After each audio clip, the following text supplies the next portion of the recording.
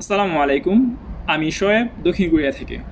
তো আজকের এই ভিডিওটা হচ্ছে ঠিক তাদের জন্য যারা হচ্ছে আইএলটিএস ছাড়া আপনি দক্ষিণ কোরিয়াতে আসতে যাচ্ছেন কিংবা অন্যান্য কান্ট্রিতে আপনি খুঁজতেছেন এমন একটা দেশ যেখানে হচ্ছে আপনি আইএলটিএসের রেজাল্ট ছাড়া অ্যাপ্লাই করে সে দেশে আসতে পারবেন। তো বেশিরভাগ মানুষ আমার কাছে জানতে চায় হচ্ছে কমেন্টে যে ভাইয়া কিভাবে আইএলটিএস ছাড়া আমি দক্ষিণ কোরিয়াতে পড়াশোনা করতে যাব, বা কিভাবে কোরিয়াতে আইএলটিএস ছাড়া আসা যায়। ঠিক তাদের জন্য হচ্ছে স্পেশালি এই ভিডিওটি। তো যাদের আসলে আইএলটিএসের স্কোর নেই কিংবা আপনারা আইএলটিএস দিতে ভয় পাচ্ছেন, ইংরেজিতে দুর্বল, কিন্তু আপনারা চান হচ্ছে বিদেশের এমন একটা দেশে পড়তে যাই যেখানে গিয়ে আমি নিজের লিভিং কস্ট বহন করতে পারবো, পার্ট টাইম জব করে টিউশন ফি দিতে পারবো এবং বাসায় কিছু টাকা পাঠাতে পারবো। এই ধরনের চিন্তাভাবনা আপনাদের আছে, বাট আপনারা হচ্ছে আটকে গেছেন শুধুমাত্র একটা কারণে, সেটা হচ্ছে আইএলটিএসের পয়েন্ট। তো আমি আপনাদের কাছে আজকে বিশ্লেষণ করব কিভাবে আপনি আইএলটিএস ছাড়া সাউথ কোরিয়াতে পড়তে আসবেন। তো আইএলটিএস ছাড়া মূলত দুইটা বিষয়ের উপর ডিপেন্ড করে আপনি হচ্ছে এখানে পড়তে আসতে পারবেন। সেটার হচ্ছে একটা প্রধান বিষয় হচ্ছে আপনি আইএলটিএস ছাড়া যদি এখানে আসেন তাহলে আপনি আসতে পারবেন হচ্ছে তিনভাবে।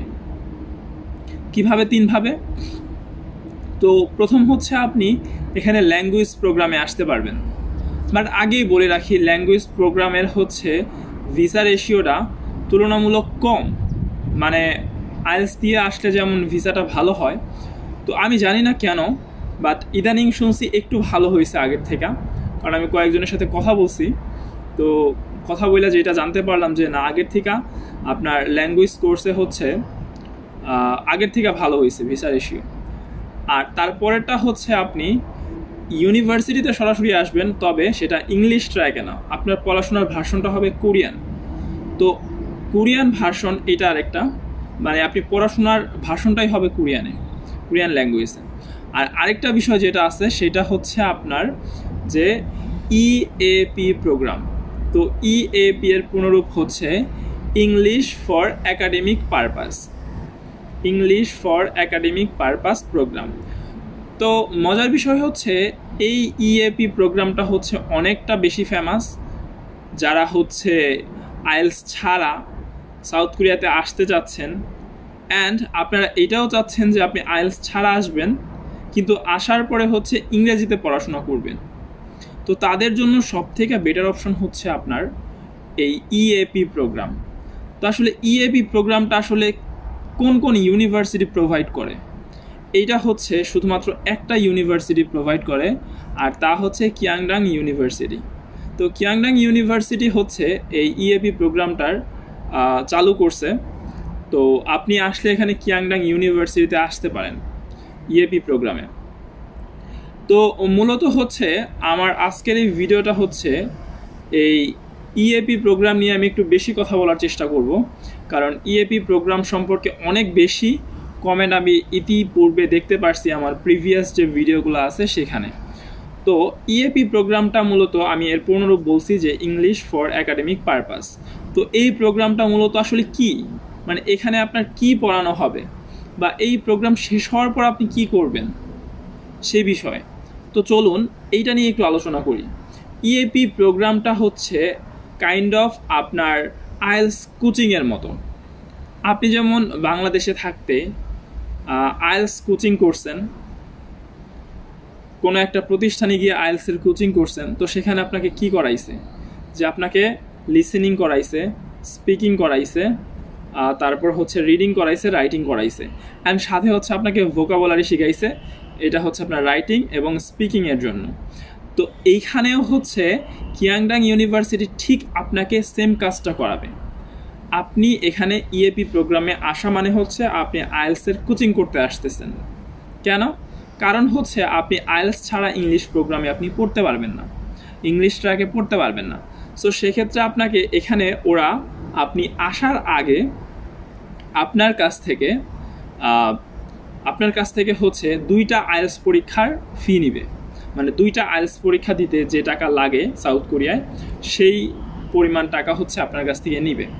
আমি যতটুকু জানি সেটা হচ্ছে আপনার সাউথ কোরিয়াতে মনে হয় $300 মতো লাগে, আই গেস। তো $300 সমপরিমাণ দুইটা, মানে $600 মতো হচ্ছে আপনার আইএলস পরীক্ষা বাবদ ওরা নিবে। এরপরে হচ্ছে আপনাকে যে আইএলসের কোচিংটা ওরা করাবে, ওরা যে আপনাকে আইএলসের কোচিং করাবে তার জন্য আপনাকে ওদেরকে পেমেন্ট করতে হবে, একটা ভালো পরিমাণ পেমেন্ট করতে হবে। তো এখানে গেল একটা টাকা। এই টাকাগুলাই কিন্তু শেষ না। এখানে হচ্ছে আপনি আইএলসের একটা পরীক্ষা দিবেন, যদি ওই পরীক্ষায় আপনার যেই পড়াশোনা করার জন্য যে পয়েন্ট লাগে ন্যূনতম 5.5 হয়ে গেলে আপনার পরবর্তী পরীক্ষার টাকাটা ওরা ব্যাক করবে। বাট যদি না হয় তাহলে পরবর্তী পরীক্ষা আপনার দিতে হবে। এই কারণে হচ্ছে ওরা দুইটা নেয়। অ্যান্ড এই দুইটা শেষ হওয়ার পরে আপনি তো যে কোনো একটা সাবজেক্ট নিয়ে পড়বেন ওদের ইউনিভার্সিটিতে। আপনি চাইলে কিন্তু অন্য ইউনিভার্সিটিতে পড়তে পারবেন না, কারণ ওরা ওদের ইউনিভার্সিটিতে আপনাকে পড়ানোর জন্যই কেবল এই প্রোগ্রামটার ওপেন করছে আর কি, আপনার জন্য চালু করছে। সো সেক্ষেত্রে আপনি যখন এইটা করবেন, আইএলসের পড়াটা কমপ্লিট করবেন, তারপরে আইএলসের একটা রেজাল্ট পাবেন ভালো, এরপর হচ্ছে আপনি একটা সাবজেক্ট নিয়ে পড়বেন। এখন কোন সাবজেক্ট নিয়ে পড়বেন সেইটা কিন্তু আপনাকে দেশ থেকে ডিসাইড করে দিতে হবে, মানে আপনি দেশ থেকে ডিসাইড করে যেতে হবে আপনি কোন সাবজেক্টে পড়বেন, কারণ সেই অনুসারে হচ্ছে আপনার টিউশন ফি পেমেন্ট করতে হবে। তো আমি যতটুকু জানি ওইখানে একটা মনে হয় ইঞ্জিনিয়ারিং সাবজেক্ট আছে, আর বিজনেস ট্যুরিজম রিলেটেড যে সাবজেক্টগুলো আছে আর্টসের সাবজেক্ট সেগুলো আছে। তো এখন আপনাকে টিউশন ফি দিতে হবে হচ্ছে টোটাল 1 বছরের। কেন? আপনার আইএলস হচ্ছে ধরেন 6 মাস, আর বাকি 1 সেমিস্টার হচ্ছে আপনার আপনার যে রেগুলার যে পড়া, মানে রেগুলার পড়া বলতে হচ্ছে ব্যাচেলারের জন্য বা আন্ডার গ্রেডের জন্য প্রথম সেমিস্টারের টিউশন ফি। তার মানে টোটাল খরচ হচ্ছে আপনার এখানে সম্পূর্ণ 1 বছরের জন্য আপনার পেমেন্ট করে যেতে হবে। অ্যান্ড এখানে কিন্তু আপনার ডরমেটরির ফিটাও দিতে হবে, আপনার যে থাকা খাওয়ার যে ব্যবস্থা সেইটাও কিন্তু আপনাকে প্রথমেই দিয়ে যেতে হবে। তো এই সব কিছু মিলিয়ে, অ্যান্ড এখানে আরও একটা জিনিস অ্যাড করতে চাই, সেটা হচ্ছে আপনাকে যে ওরা এয়ারপোর্ট থেকে পিক আপ করে নিবে, মানে এয়ারপোর্ট থেকে নেওয়ার জন্য আপনার কাছ থেকে $100 নিবে, মানে $100 আপনার কাছ থেকে চার্জ করবে শুধুমাত্র আপনাকে এয়ারপোর্ট পিক আপের জন্য। অ্যান্ড আপনি কোনোটাই বাদ দিতে পারবেন না, ওদের যেই লিস্টে যেগুলো আছে প্রত্যেকটার ফি আপনাকে অবশ্যই পেমেন্ট করতে হবে। তো এখন কথা হচ্ছে যে এই যে পেমেন্ট করবেন, এই সকল কিছু মিলিয়ে আপনার আসলে কত টাকা খরচ হবে, সেটা হচ্ছে আপনার যদি এইচএসসিতে, এসএসসির কথাটা তেমন একটা মানে আপনার চিন্তা না করলেও হবে, আপনি যদি এইচএসসিতে জিপিএ 5 পান, এইচএসসিতে যদি জিপিএ 5 পান বা A+ পান, তাহলে হচ্ছে আপনার জন্য মোটামুটি হচ্ছে আপনার 1 থেকে 1.5 লাখ টাকা কম লাগবে।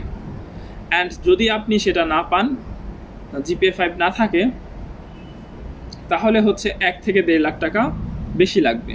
তাহলে যাদের জিপিএ 5 আছে তাদের টোটাল খরচ কত, আর যাদের নাই তাদের টোটাল খরচ কত? যাদের হচ্ছে জিপিএ 5 আছে তাদের খরচ হচ্ছে 10 থেকে 11 লাখ, আর অন্যদিকে যাদের জিপিএ 5 নাই এইচএসসিতে তাদের খরচ হচ্ছে 11 থেকে 12 লাখ। তার মানে এখানে কস্টটা কিন্তু প্রায় ডাবল। মানে আপনি যদি নর্মাল আইএলস দিয়ে আসতে চান তাহলে যেই খরচটা হবে তার ঠিক ডাবল খরচ হবে হচ্ছে আপনি আইএলস দিয়ে না আসলে। এটা হচ্ছে ইএপি প্রোগ্রামের ক্ষেত্রে। এখন ইএপি প্রোগ্রামে না এসে আপনি যদি ল্যাঙ্গুয়েজ প্রোগ্রামে আসেন, সেক্ষেত্রে হচ্ছে আপনার খরচটা কেমন হবে। ল্যাঙ্গুয়েজ প্রোগ্রামে আসলেও হচ্ছে আইএলস দিয়ে আসলে যেমন খরচ হয় 6 থেকে 7 লাখ বা 5 থেকে 6 লাখ, ডিপেন্ড করে হচ্ছে স্কলারশিপের উপর। তো আপনার ল্যাঙ্গুয়েজ প্রোগ্রামেও হচ্ছে 5 থেকে 6 লাখ টাকা বা 6 থেকে 7 লাখ টাকার মতো খরচ আপনার হবে। তো এই ছিল আজকের এই ভিডিওতে। আশা করি আপনারা ইএপি প্রোগ্রাম সম্পর্কে বিস্তারিত জানতে পারছেন, আর আইএলস ছাড়া কিভাবে আসতে হয় সেটাও জানতে পারছেন। দেখা হবে পরবর্তী কোনো ভিডিওতে। ততক্ষণ সকলে ভালো থাকবেন, সুস্থ থাকবেন এবং অন্যকে ভালো রাখার চেষ্টা করবেন। ভিডিওটি ভালো লাগলে লাইক, কমেন্ট, শেয়ার, এটা হচ্ছে আপনাদের বিষয়। সাবস্ক্রাইব করা না থাকলে করতে পারেন যদি ভিডিও ভালো লাগে, কারো কাছে অনুরোধ করব না। আসসালামু আলাইকুম।